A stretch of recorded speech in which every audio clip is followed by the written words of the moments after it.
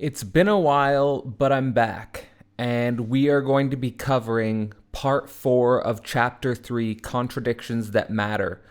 If you are unaware of what this series is about or what it's referring to, please go to the playlist in the description for What is Sex. We're covering Alenka Zupančič work, and we're about halfway through the book, and we're going to finish this. So if you're reading the book yourself, this lecture can be corresponded with part 4 of chapter 3, Contradictions That Matter.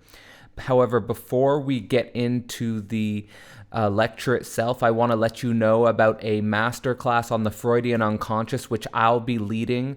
It starts June 3rd. There's a link in the description for more information.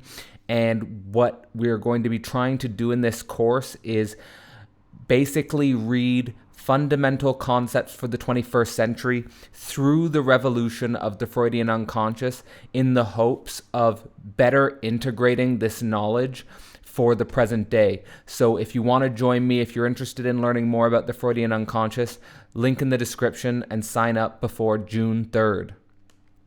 So this subsection is in French. And I'm not going to, if I pronounce it, I'll pronounce it poorly. It's je te matheme moi non plus. It's horrible, so I'm not going to say that again, but it's the subsection title for this lecture.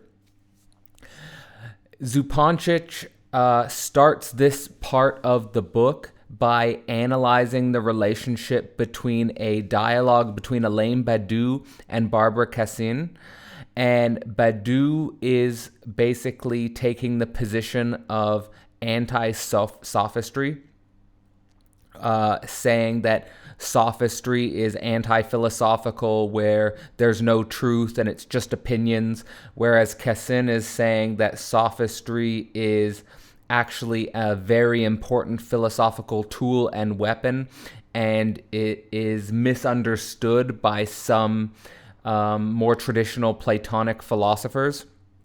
So the basic divide here on a level of abstractions from Plato onwards is basically philosophers are concerned with the truth, and specifically some trying to understand some absolute truth, some universal truth, whereas sophists would be more seen as in the realm of opinion, emphasizing multiple interpretations, that there can't be just one truth.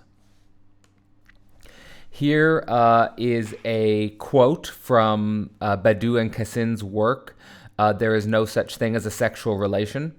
Quote, these two studies or readings or ruptures made by a woman and a man, this remark is important, turn around knowledge contemplated by her from this perspective in its intimate relation to the matters of language, and by him from the perspective of what philosophy pretends to be able to say concerning the truth. And this is why, in relation to Lacan's The Stunned, to the modern theory of sexuation, to the paradoxes of language and the unconscious, the philosopher at least finds it possible to say that what follows is a new confrontation or a new dividing up between the masculinity of Plato and the femininity of sophistry. So you can see here what Badiou and Cassin are trying to do is not just revive this old discussion about philosophical truth and sophistic opinion, but basically saying that this relationship that emerges in discourse from the founding of philosophy is actually something that mirrors sexual difference, and that if we read these differences through the lens of Lacanian formulas of sexuation, we can have a new view on the contradiction between these views and potentially a new understanding of the relation between these two views.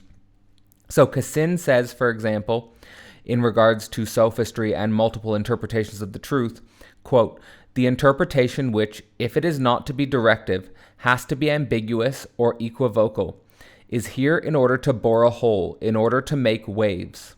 Whereas Badiou says, quote, formalization is our goal, our ideal in formulas, mathemes, knots, models. So the divide here and what the two are trying to argue in a positive sense is on the sophistic side, on the feminine side, saying there has to be room for multiple interpretations. There has to be room for multiple opinions, because this is how we really make progress in our human reality. This is how we shake things up. If there's just universal formalization, if there's just a rubric under one mathematical abstraction, then we can't make waves. We can't disrupt things. Whereas Badiou is saying with formalization that we want a clear universal picture of our situation.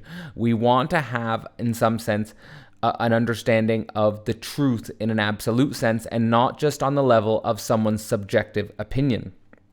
So, in regards to sexual difference, Zupančič hints that we can perhaps frame this contradiction, we can frame this division in relationship to the Lacanian formula of sexuation with the barred subject and the object petit a, whereas the barred subject would be the subject of trying to structure a universal law symbolic order, whereas there is something which always escapes this universal law. There is something which always eludes this universal law, its exception, the object petit a, and this is the space of the equivocal expression. So she's already trying to put these two domains into conversation, basically the domain of one opinion versus multiple opinions. Here, Zupančič also brings up a paradox in Badiou, where Badiou is simultaneously interested in mathematical formalization, which is usually seen as the height of univocal, universal, absolute truth, and on the other hand, romantic love, sexual love, which in order to actualize such love, you need precisely the opposite, equivocal expressions, puns, wordplay, mystery. And so this paradox is here identified in the very living subject of Alain Badiou. So this is clearly a singular coincidence of the opposites. Quote, "The question that will guide us is simply this: how are equivocity and formalization configured in Lacan, and what is the position of truth in this configuration?" End quote.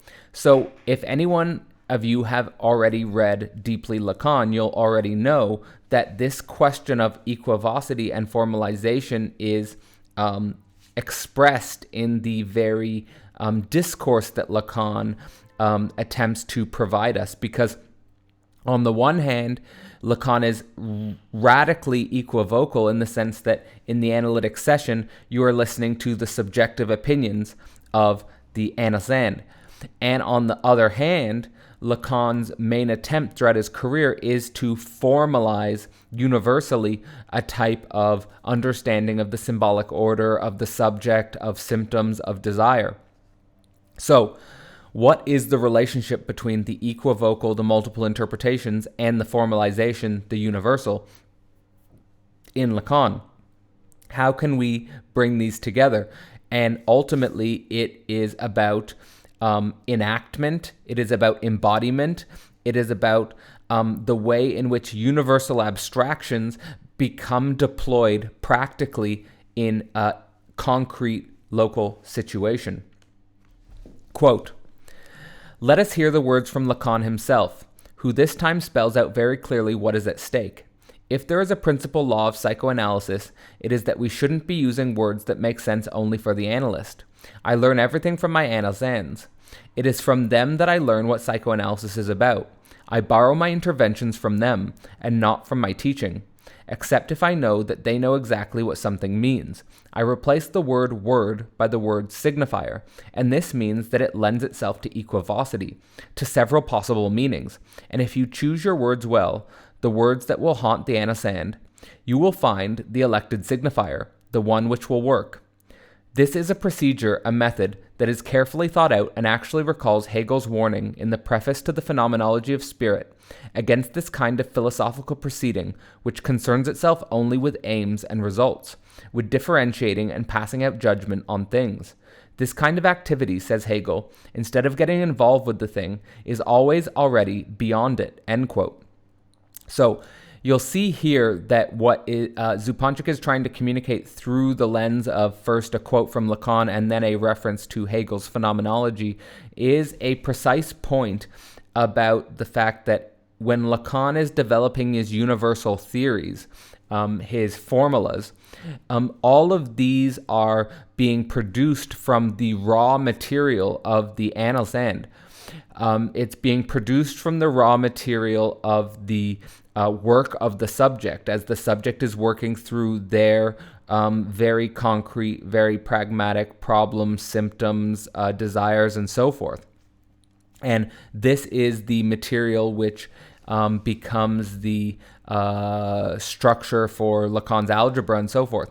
And the reference to Hegel's phenomenology of spirit here is important because what Hegel's saying is that the subject, as soon as it has already passed a judgment on things outside of it, as if it's wrapping things up, is already beyond them in its abstractions, because it's not identifying the twists and the paradoxes in the becoming of substance, that you have to get involved in the twists and the paradoxes of the becoming of substance in order to reach the absolute, in order to reach absolute knowledge.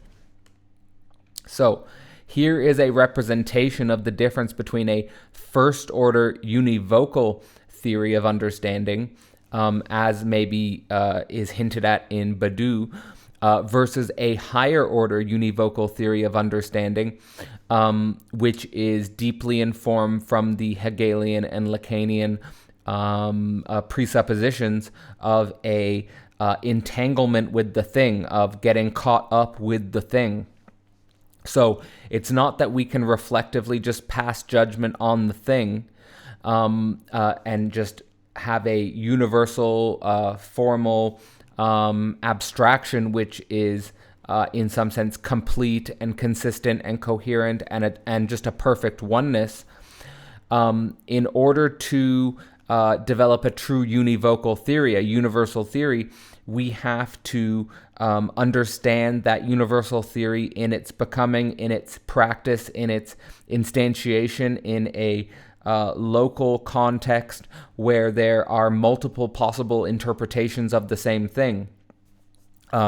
So here you'll see that the observer here is entangled with the thing instead of just at a distance from the thing. Quote, "A psychoanalyst is not an expert treating patients with her expertise, which she would apply to symptoms of a given concrete case.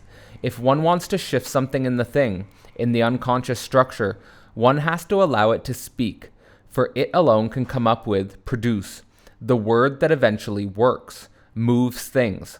But one, in this case, the analyst, should of course be able to recognize the right word. And this is not simply a practical clinical stance, but also a theoretical one." So you'll see here that what Zupančič is saying is that the crucial thing is that the subject of the univocal who doesn't understand the importance of the equivocal is never really going to be understanding the subject in itself and the fundamental presupposition of psychoanalysis, at least in its Lacanian variety, that the unconscious is structured like a language, and in order to bring this unconscious to the surface to resolve a symptom, for example, the subject itself has to speak through its own contradictions. The subject itself has to stumble upon the right word in order to resolve the problem it's going through, and that can't be done through a expertise knowledge, a sort of technocratic knowledge.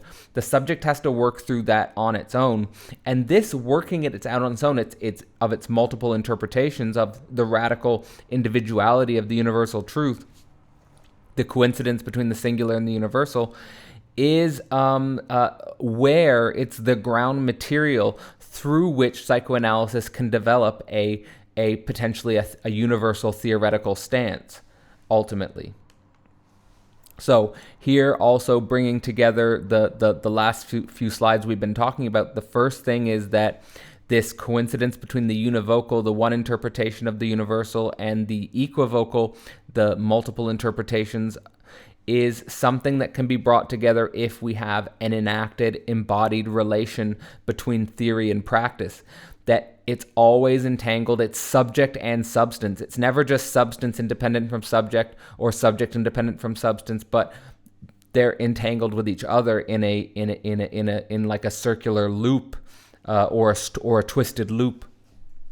And because of this is the causal location of why, stemming from Freud onwards, equivocal expression can become a univocal formula. So a singular interpretation of a concrete situation can become part of a universal truth. So, for example, this is why Freud puts as the ground material for understanding the unconscious in jokes, slips of the tongue, and dreams. Of course, a joke, a slip of the tongue, or a dream is a equivocal expression, but these equivocal expressions have some access to a universal truth, which is the very way in which subjectivity can make progress in understanding itself, in understanding its becoming, in understanding the meaning of its identity, and so forth. So it's not that we are in a sophistic universe in a typical sense where there's no absolute truth and we're just all in a different realm of relativized meaning, but you can get a precise absolute meaning from something equivocal, from a joke, from a slip of the tongue, from dreams. And this is basically the key of understanding the importance of the unification between what we might call the tree of knowledge and the tree of life. Living languages that are alive, constantly moving, constantly being generative, creative, in some sense a repetition automatism, which is in itself, as opposed to mathematical language, which is oftentimes disembodied, which is oftentimes frozen, which is oftentimes static, which is oftentimes object. And the ultimate function of bringing these two together is that with the power of an equivocal expression, which is not just a relativized truth, but an absolute truth, is that you can really make waves and bore holes in reality, that you can really make changes, you can move things. So that's the radical power of understanding this coincidence between the two. Now moving into how this is used and how this works in a psychoanalytic sense, you have here the subject who is struggling with a symptom of identity, and this symptom of identity is masking a contradiction. So the subject is maybe not aware of the contradiction which structures its identity. As a consequence, there's an unconscious symptom. This unconscious symptom is the way in which the subject is relating to social others and is upholding a certain normative order of social life. As you can see, the social others in this top right-hand corner are happy, but the subject is distressed or struggling or suffering because it has a unconscious symptom. With the analytic intervention, if a analyst and anasan relationship can bring this symptom to the surface to make the subject realize that its identity is structured by a certain contradiction, this is the analytic intervention here, then the symptom can be released into the symbolic order, into the social matrix, the unconscious social matrix with others.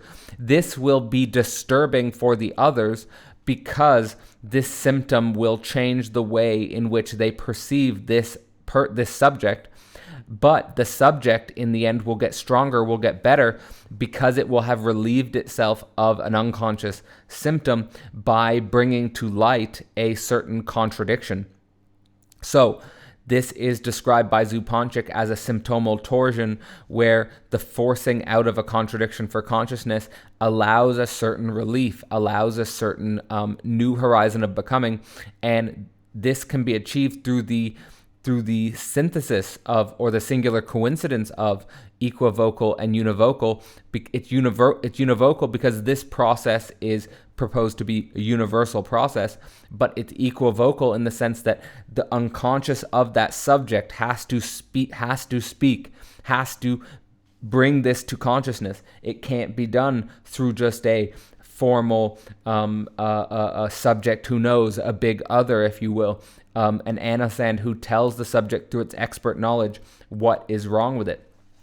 So here's a quote. "What is a symptom that one brings to analysis? It is always a subjective solution to some contradiction or impasse, and it is a solution that usually makes one's life very complicated.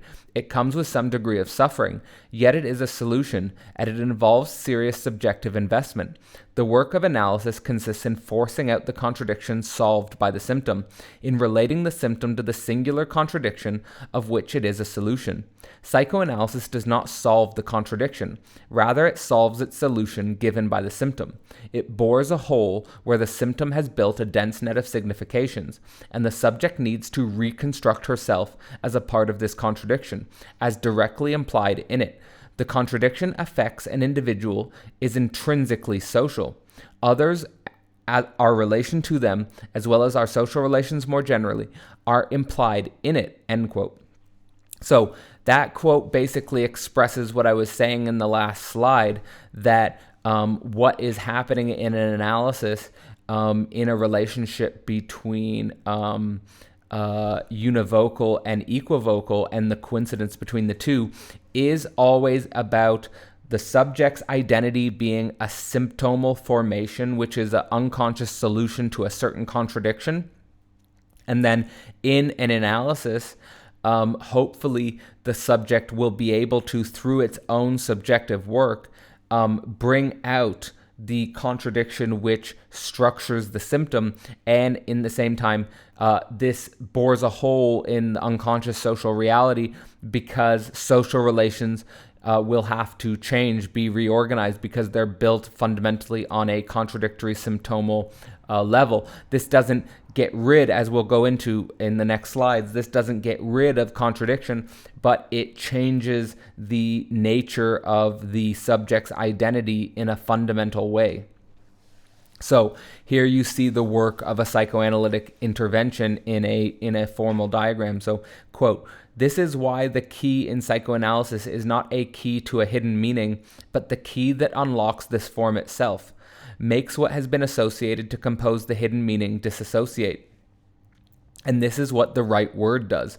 So you'll see here in this representation, and this is a crucial thing to understand for the Freudian unconscious, is that against the popular pre-psychoanalytic view of the unconscious, there isn't a deep hidden meaning which one will discover and then understand one's true identity. It's rather that one brings to the surface a certain impasse, a certain struggle, a certain conflict, which was seen as irreconcilable, which was repressed, basically. But the unconscious still holds on to this form. That's why Zupančič says unlocks this form itself, the form of this contradiction. This is done here through dream work, through free association. The analyst is just there as a void background for the analyst to work through its unconscious contradictory signification structure, and then in that process will get a new meaning for its symptom, and will be able to work through and eventually get beyond this certain impasse that it struggles with. So now, coming back to Badiou and univocal formalization, we'll take a closer look at what separates Lacan and Badiou. So for Lacan, truth is always partial, and it's never about a whole substance, like a typical univocal expression, like say about general relativity or evolutionary theory. Truth is about the real that cannot be spoken. So that's why a symptom forms. A symptom forms because there's a certain real which the unconscious signification structure of language struggles with, battles with in some sense, and in that sense, the real is no substance or whole, but rather an equivocal impasse, a formal twist or a formal contortion or a problem internal to signification itself. This is why psychoanalysis is hyper self-reflective. This is why psychoanalysis is hyper self-referential, and so forth. So, but in contrast to this, Badiou is saying that formalization of the whole truth as real is the goal aim of philosophy. So you can see here why Lacan would be framed as, in some sense, an anti-philosopher, because his whole program goes against this philosophical presupposition about what philosophy's aim is about. So it's not to develop a pure mathematical meta-language as Badiou may try to develop, but rather about the living language that is working through a real as an impasse, and that this should bring new attention to what we can say and what we can't say about reality. And now let's go deeper into this with reference to the famous philosophical axiom proposed by Ludwig Wittgenstein, says, "Whereof one cannot speak, thereof one must be silent." And what does this this philosophical axiom mean to the difference in real between Lacan, Badiou, and Wittgenstein?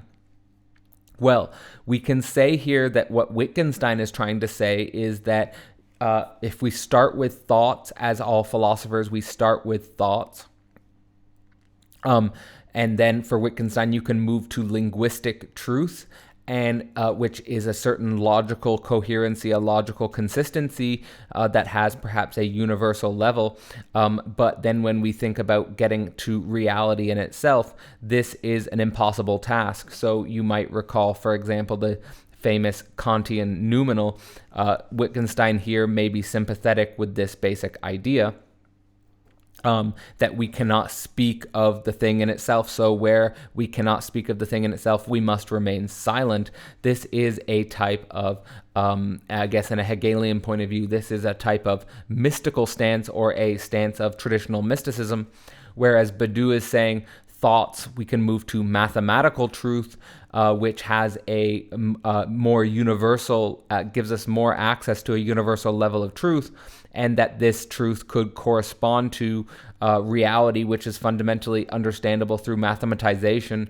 And so we can get a sense of the whole of the world, the whole of being, through mathematization. And so instead of speaking, we can mathematize. So whereas Wittgenstein would stay in silent, a type of silent form of mysticism, a subtractive move with language, Badiou would move us from language to mathematization of reality. Whereas Lacan would say that in regards to the truth as partial, we go from thoughts to linguistic truth to a living language, to the real internal to living language as a contradictory web of significations. So here's a quote from about Lacan, actually directly from Lacan. "Go on, speak about anything whatsoever, and with a little luck and help, you will sooner or later stumble against the real and get to formalize, write it." End quote. So in this sense, what Lacan's saying is that if you work with the internal contradictions of language, if you work with your own formal impasse, you are at the level of the absolute truth, and working through this will help you to eventually formalize this problem. So the impossibility becomes a grounds for real knowledge. This isn't a regression into mysticism, neither is this a movement from living language to mathematization, but the demonstration of the power of living language to work through problems of subjective identity in the real. Quote, The real is not some realm or substance to be talked about. It is the inherent contradiction of speech, twisting its tongue, so to speak. And this is precisely why there is truth, and why at the same time it is not possible to say at all. One needs to accept that we speak of truth as a fundamental position, even though we don't know it at all, since I define it with the fact that it is only possible to say half of it." End quote.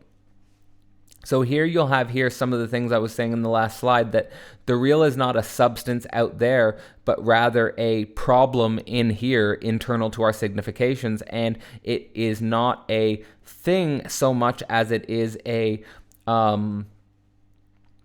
space where the signification geometry fails, breaks down, has issues, has troubles, doesn't know, is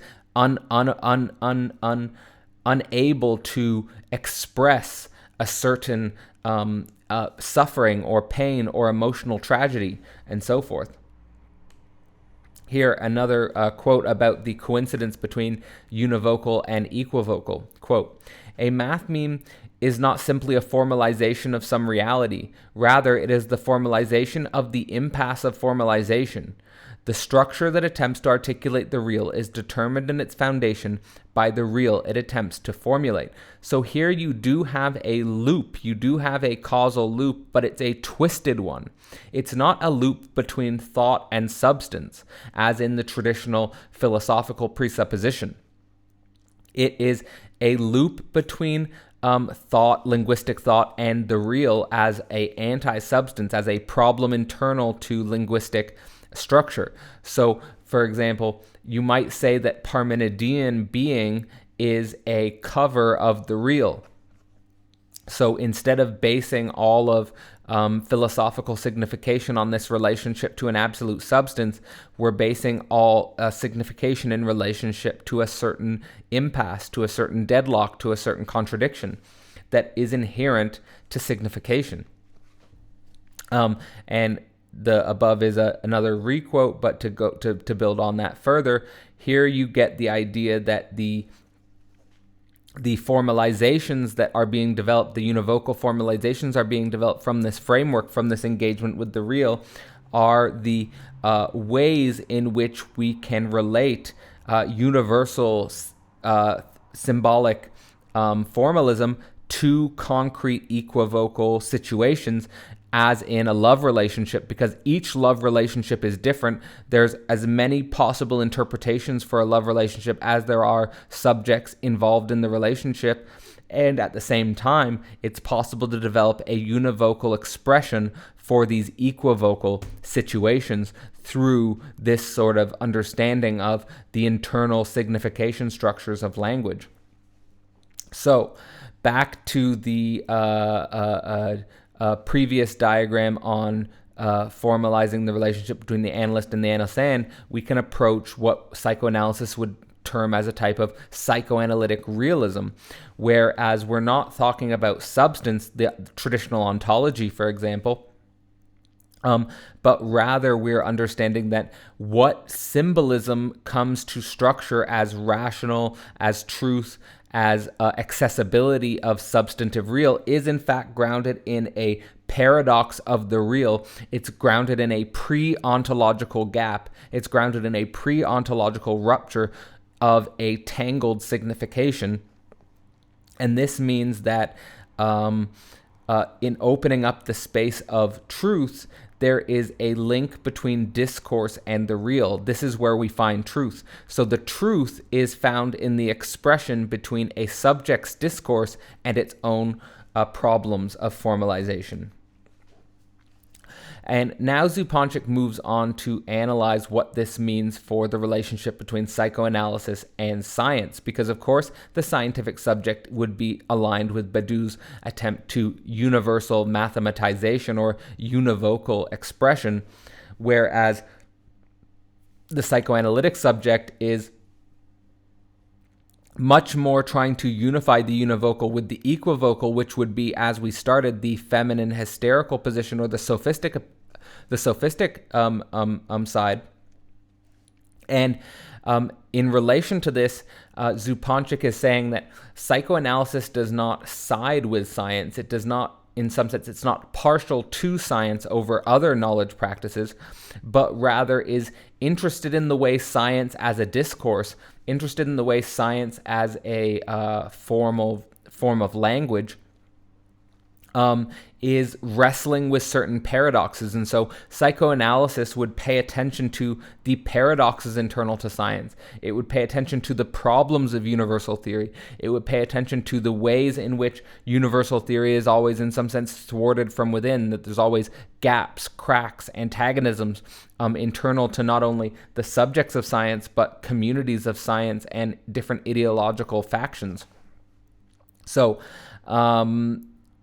in that sense, there is a way in which analysis could, on a meta level perhaps, approach a psychoanalysis of science itself. As Lacan would often reference, the interesting question about science is, what is the desire of science? What is the desire of the subject of science? And oftentimes Lacan would say that we don't fully have that mystery solved. However, as Lacan moved towards the end of his career, what he started to do was basically verbalize these knots, verbalize these impasses in the real with discourse, which he would claim have some universal meaning, have some universal significance. This is why Lacan ultimately was not against univocity, was not against one possible interpretation, but he's saying that in order to have a univocal theory, you have to include all of the equivocal expressions and their possible relations as they're working throughout their contradictory signification structures. And in that sense, against Wittgenstein's mysticism and against Badiou's mathematization, Lacan is saying here we move towards a coincidence between equivocal and univocal, where each subject will be able to express, to verbalize their own knots, will be able to express and verbalize their own contradictions, and that this allows one to escape the hold that one's mother tongue would have, or one's native language, or one's, which would be the house of language, which is a torture house of language, and move into alien abstractions, move into different forms of abstractions, which might be very different, might be very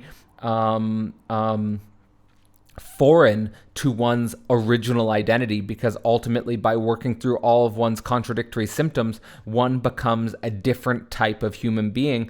Lacan would say just a different type of subject, because he would not use the word human being perhaps in this sense.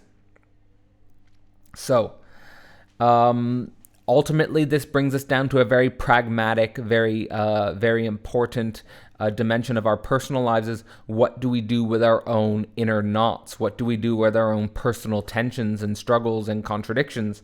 And that the very, I think, elegant solution here that Zupančič brings to our attention is that it's not that we're going into the depths of our psychology to find the truth of our being, but rather the truth of our being is on the contradictory surface of appearances themselves.